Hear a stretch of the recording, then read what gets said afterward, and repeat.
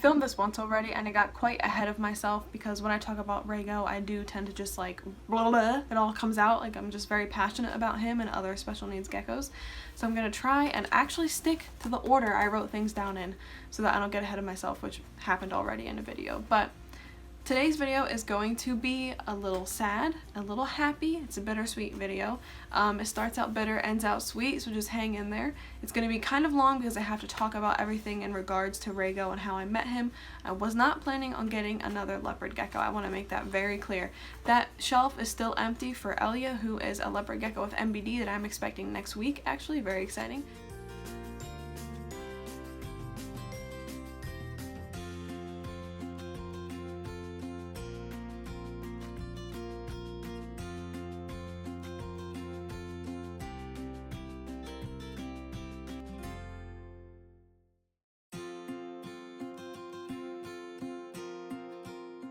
But that shelf was full when I was contacted about Rhaego, so I had absolutely no intention of getting him, and I'll explain that throughout this video as well.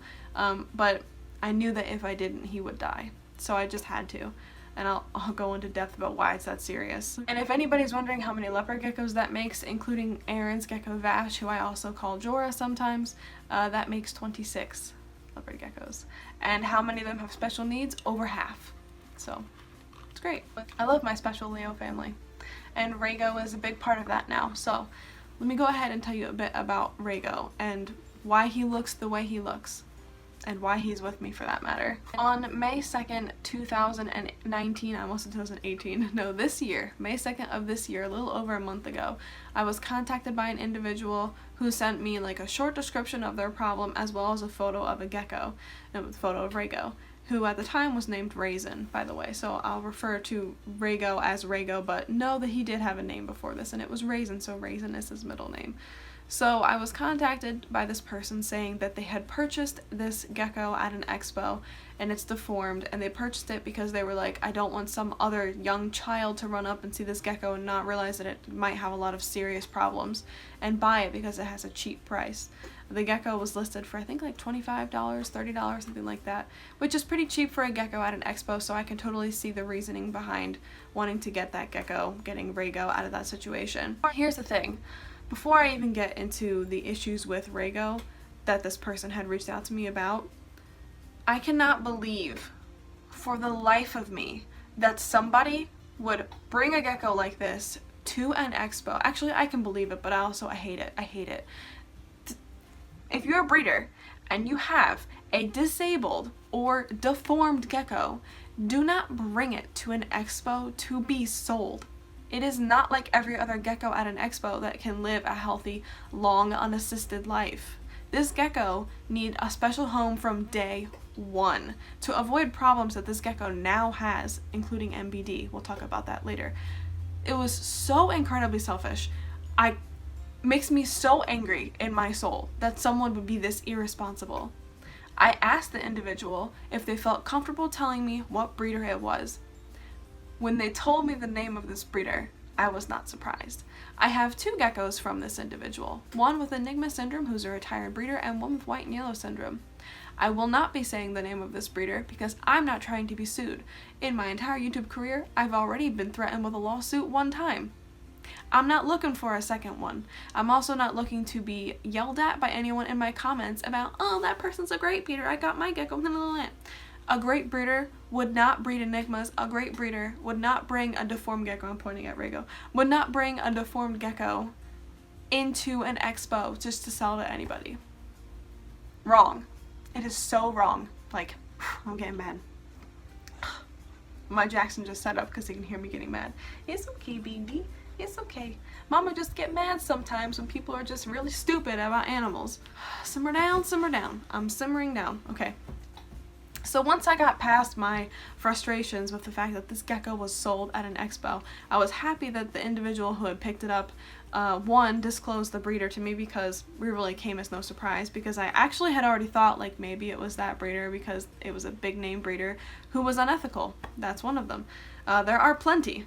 So if you're gonna get a gecko, don't buy from a breeder who breeds enigmas. Don't buy from a breeder who would sell a disabled or deformed gecko at an expo. Anyways, moving on, like I said already. So basically the person was having issues with Rhaego eating, and that didn't come as a surprise to me because when I scrolled down and saw the photo of Rhaego had severely deformed eyelids, which would impair his vision. And so it came as no surprise to me that he probably couldn't see his food. And I asked this person, you know, like, what have you tried? What different kinds of foods and what methods of offering food? Have you tongue fed? Have you tried free feeding? Have you tried bowl feeding? And basically the person had tried a number of things, and then I gave them some tips, and then they went on their way to try those things. And then I think that they came back to me in email like a week later, and they said, I'm still having a lot of troubles. I've only been able to get him to like eat some droplets of Reptical, I think that's what it's called. And then I was like, try this and this, and if it still doesn't work, get back to me. At this point, they had asked if I would be willing to take in Rhaego, and I said I'd be more comfortable if you kept trying. Of course, I will give him a home if it comes to that, because I'm not going to say no to a gecko in need. I'm just not. So I said, I don't actually have any space in my gecko bookshelves. Let's keep trying on your end. I'm sure you'll be able to get around to it. Unfortunately, this person was not able to get Rhaego to eat. Now, there are a couple reasons why, and this is absolutely no shade to this individual. I've had nothing but pleasant conversations with this person, and I know they had nothing but the best of intentions. But they were building an enclosure, and they had seen another gecko that needed to be rescued, and it was like through like Petco or PetSmart's adoption program. I can't remember which one it was. But basically, they had a baby gecko, and they put it in the same enclosure as Rhaego. Now, typically, baby geckos housed together, like, it's not that big of a deal. You shouldn't do it, but it is what it is. But with Rhaego, it's a huge problem because he can't see. So anytime this gecko would bump into him or interact with him, it would startle him. And I think that is the main reason why he didn't eat, and also aside from his visual impairment, and also I think it's a main reason why he's really bad with touching or handling. Now, this person told me that whenever he's touched, he screams, and I have not experienced that, fortunately. So I was told that, you know, he won't eat, he screams when he's touched, and I'm at my wit's end. I need more help, you know, and I really admire that in a person who can take on a situation they thought they were prepared for, and then also recognize when they're no longer prepared for it. And that's what this person did. They had rescued other geckos. They have other types of rescue situations in their life with animals, and you know, they were just fine with them. But with Rhaego, different story. He's more difficult, and even for me, I mean, he wasn't that hard for me, but I have a lot more experience with deformed geckos, with visual impairments, with disabilities that cause issues with hunting. So I felt like, yeah, I'm probably prepared to deal with this. So I took him in, and that was on, let me refer to my sheet. He arrived May 24th. In those 22 days that Rhaego's former owner and I had talked about him, he hadn't eaten at all, and except for like a couple drops of the Reptical. And then in the first week he was with me, he didn't eat, and he also hadn't eaten in over a month, according to his former home. So he probably had gone off food for a month and a half, which is crazy for a baby gecko. So Rhaego got here on the 24th, as I said.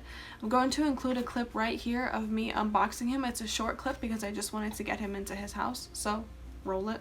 So he's here. He's late by a couple hours, but honestly, I thought he was going to be late by longer, so I'm actually really happy that he's here relatively soon compared to what I was expecting.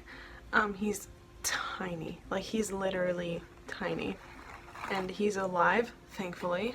I was very scared something bad might happen. But he's tiny. I'm going to try and open this very carefully. He can't see, so I'm sure he's scared. I don't want him to drop his tail or anything like that. Oops, sorry, Bubba. Hi, little guy.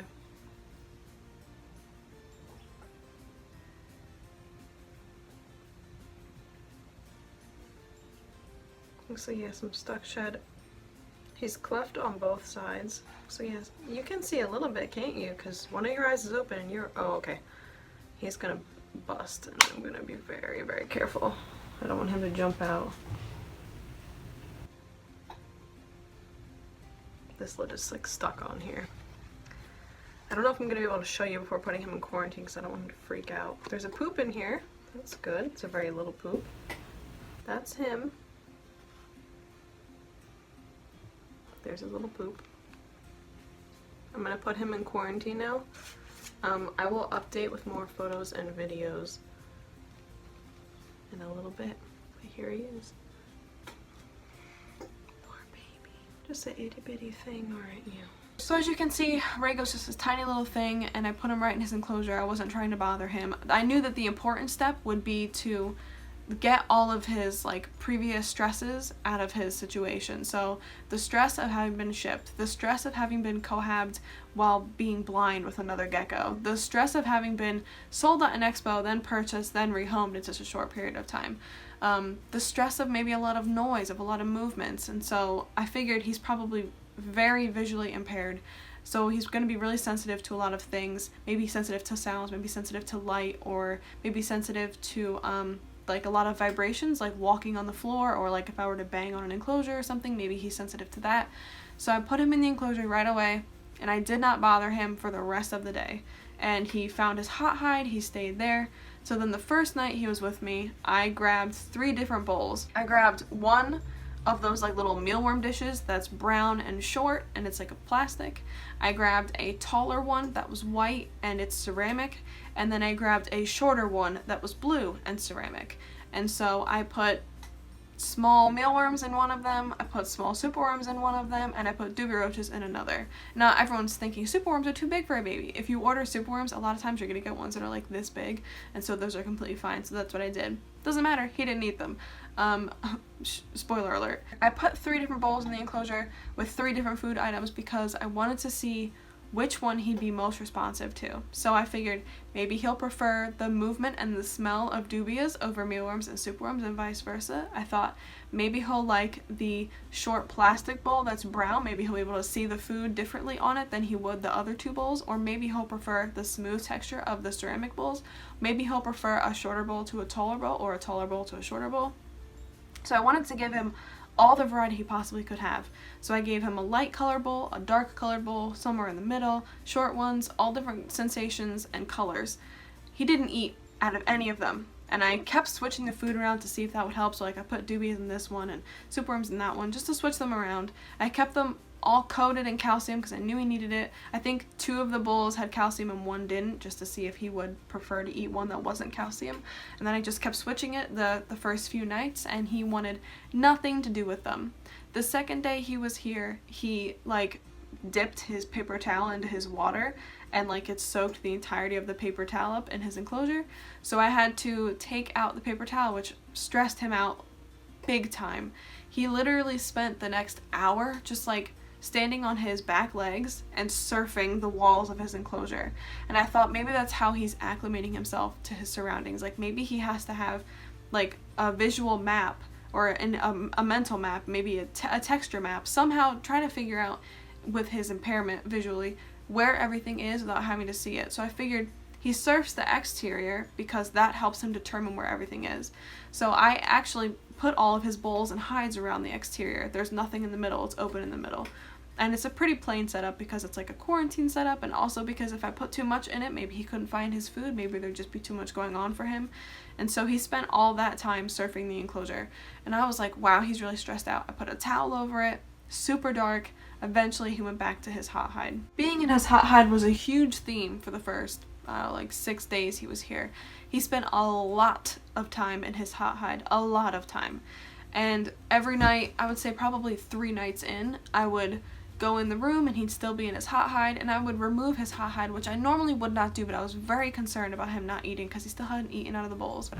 Hello everyone, Editing Jessica coming to you. I forgot to mention that I also tried the lipstick method, which is basically where you cut the head off of an insect and their insides are like, you know, spilling out. It kind of looks like lipstick, you know, because it's just like the wet end of a dead insect. It's gross. I tried that with him a few times and got him to eat some of the guts, but like he never actually bit down on it. So then I had to move on to free hunting. And I would drop food in there and allow him to free hunt. One night I did it completely lights out and he wasn't interested. One night I did it with the lights on and he was not interested. And then one night I decided to do a happy mixture of both.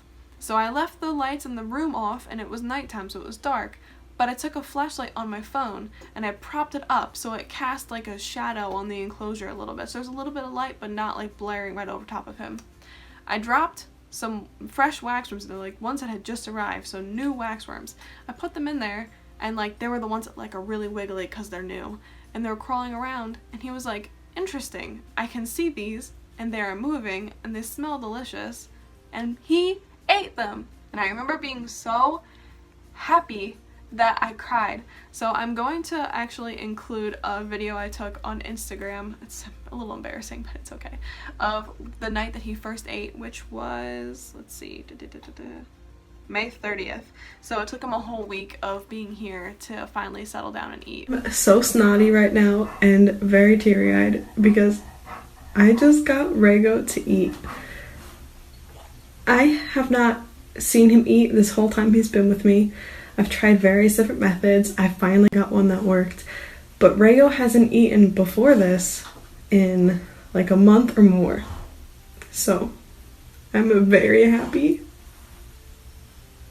I'm happy. I'm so happy.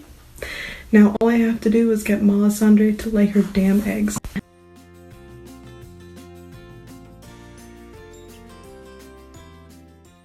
He just deserves the best life. And I want to give it to him. And I'm so happy. We did it. I'm so happy. So after I got him to eat, it was pretty easy going from there on out. So from May 30th until today, which is June 15th? 15th, I think? Maybe 14th? Jackson, what day is it? He says it's the 15th. It's the 15th, apparently. So since May 30th to June 15th, so over 2 weeks now, he has been eating every single day. No problems at all. And he went from going to, I have to cast a light over his enclosure and he has to free hunt, to allowing me to tongue feed him. Not only that, he'll come out of his hide every time he sees me now because he's like, oh, the food bringer. I'm ready for more food, and I'm just so happy about it. So, Rhaego has successfully eaten dubia roaches, small mealworms, giant mealworms, which sound like they're too big for him, but they're not. Small superworms, what else? Small hornworms, waxworms. Every food I've given him, he's eaten. And he's on a roll. Like, he's just doing so well. I'm so happy for him.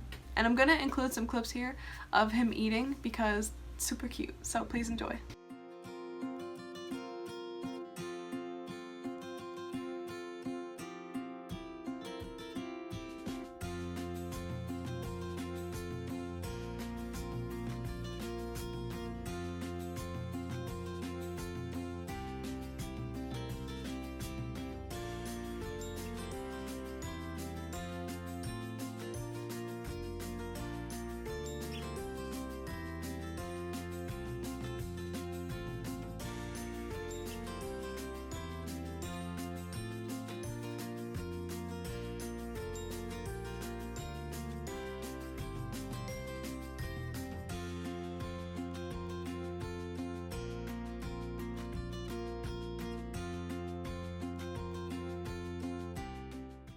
I'm sorry, Bubba, I can't feed you anymore.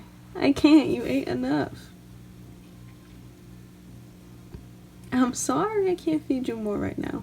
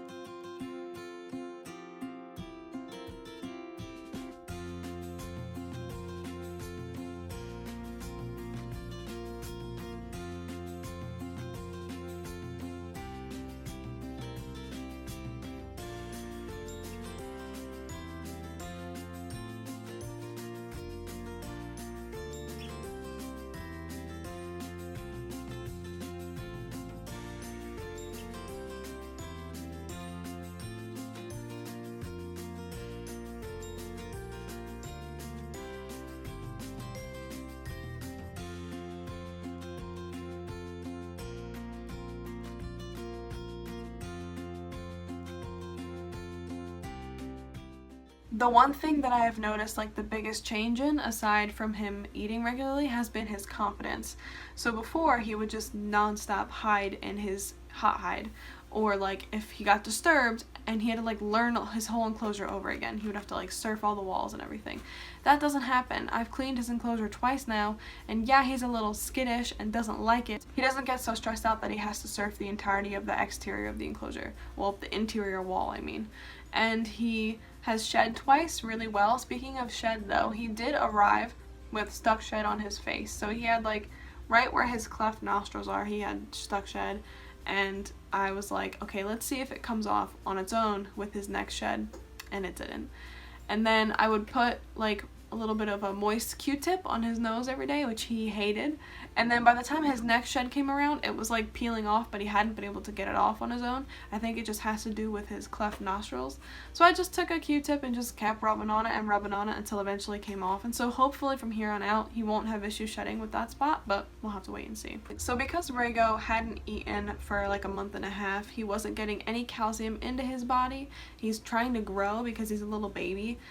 Basically his bones developed MBD, which is metabolic bone disease. It is from a lack of calcium. So his bones did soften a little bit. He has a couple joints where you can tell MBD settled in. They're a little like bent different. His front leg and his back leg on the opposite sides in particular. And then he also has a kinked tail. So he's just got a little ding ding on the end of his tail, basically where the bones have started to soften. This should not be a problem because he's so young and he's eating now that it's like easy enough to turn it around, because he's going to keep growing, and now that he's getting calcium intake every time he eats, I'm dusting his food every time because I want to turn this around. So he's getting calcium with D3 and plain calcium switched on and off every time he eats, and so hopefully that will reverse the problem. That will keep him growing nice and healthy and strong, and hopefully we will see nothing but the best for him when he's full grown in terms of like what his joints look like. The one issue I have with Rhaego still is that he does not like being touched, and that might be the case for his whole life, but I would like to get him to be in a place where he's at least tolerant of handling, so that I can give him like actual regular checks, or like if he ever has stuck shed, I can get it off of him with ease.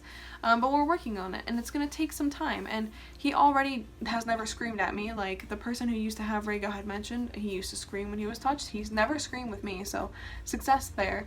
He is jumpy, and he will like run away into his hide, which I don't remove because that's his safe spot. Now that he comes out to see me when it comes to food, I don't remove his hide unless I'm cleaning the enclosure, which has only happened twice.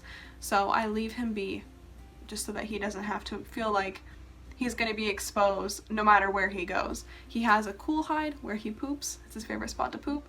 He has his warm hide. He has a humid hide, which he like never goes in but sometimes poops on top of. And then he has his water dish, and he doesn't have a food dish because I tongue feed him now.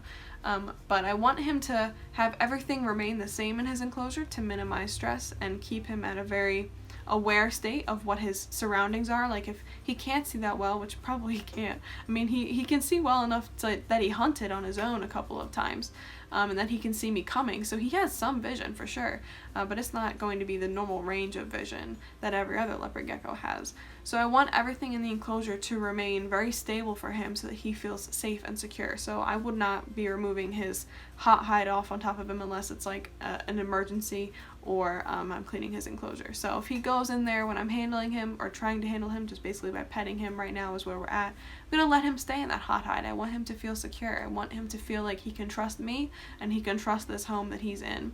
And like I said, his confidence is already booming compared to what it was, so we've gotten far. So hopefully the future for Rhaego is a good one. I think that he has like very few things he has to worry about. He's pooping and eating regularly. Sure, he's got some impaired vision, and he's got the double cleft thing going on, and that might cause some issues with stuck shed. But aside from that, he's doing really, really well, and I love him with my whole heart. Like, he's the most precious little baby. Like, I can't imagine that someone, I'm gonna cry, Jesus Christ. I can't imagine that someone looked at him, that like bred him, that was like responsible for the way he turned out, whether it be from incubation issues or genetics, and they were like, oh yeah, I'm just gonna doom him to a life of uncertainty by selling him at an expo. How irresponsible do you have to be? Like, this person is someone I've contacted before and told them that I keep geckos with special needs. they rehomed 2 of their geckos to me. All they have to do is search my name in their messages, send me a message and say, hey, I've got this deformed gecko, can you do something? And if not, I could like suggest someone that could. Rago would not have MBD had he been in a home where someone could give him the proper attention and proper care in terms of feeding. Rago would not have had stuck shed on his face. If someone had known to look out for different areas of his face that might be hard to shed, like for example my gecko Benjamin, who has an underbite, I had to take cork bark out of his house because he gets irritation on the tip of his nose because he can't get the shed off all the way because his jaw sticks out too far below. That's something you don't think about until you have a gecko like that. So had this breeder reached out to me, or anyone else that has like special needs animals, which I don't know anyone else who keeps special needs Leos except for Scaly Gems, shout out Scaly Gems on Instagram, she has an Enigma. But like, the audacity, like I can't believe that this person was just so okay with the uncertain fate that he could have. Like someone could just pick him up and then he'll die a couple months later because he wasn't eating. I cannot believe it, like makes me so angry. But regardless, Rago will have a fantastic life for however long he lives, and I expect it'll be a long time because everything's going well with him in terms of his functioning. It's just some facial deformities as far as I can tell. Oh, and he has one webbed back leg, which is kind of weird, but I'll include a clip on the screen so you can see it. It's just a little weird. I hope that you send some love Rago's way. Also, if you feel like criticizing me at all for having another leopard gecko, that is fine, you are free to do so, but I know what's right in my heart, and I could not have left Rago to die. Like, I could not have just left him, oh yeah, any emo conversation, yeah, I don't want him, yeah, I'm not willing to help you, like, I'm not willing to help this gecko. How selfish would that have been for me to deny this person and this gecko? This person clearly needed help. This gecko clearly needed help. How selfish would it have been of me to deny that? So, I didn't. I know people are going to say I have too many pets. I know people are going to say I have too many leopard geckos. At the end of the day, it is my decision. It is not anybody else's about what I'm comfortable caring for. And considering I got Rago to eat, and he's been eating every single day, and he no longer has stuck shed, and his MBD is reversing, and his confidence is booming, considering all of that, I think I'm doing just fine. And if that seems kind of passive-aggressive, it's just, I know one of these days I'm going to get those type of comments, and I'm not ready for it, because these are my children. Like, they're my actual, literal, like, children, and I love all of them. Aaron's home.